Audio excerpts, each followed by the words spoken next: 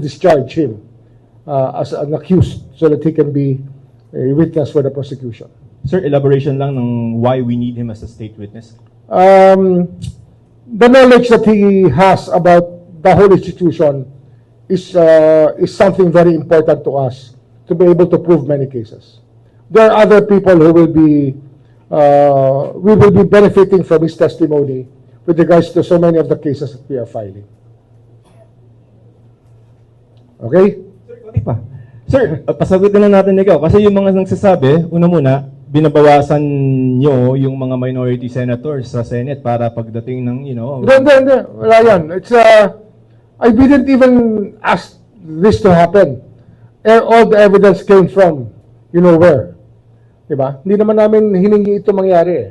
Pero nangyari ito dahil motu proprio, apparently the crime was committed in open knowledge of everybody. All of you are witness to the actuations of the guy, of what he has said in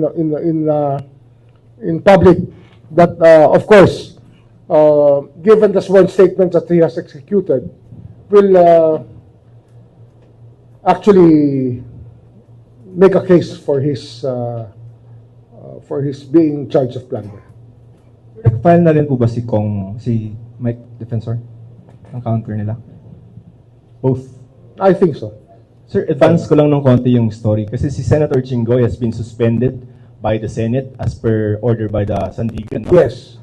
So the same thing is going to happen to Senator Marcoleta? Kasi plunder, sir? Yes. It will depend on the court, of course. Okay.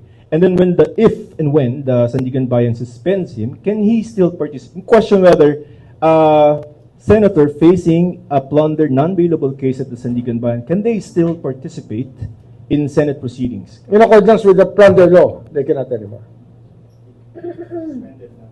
Exactly.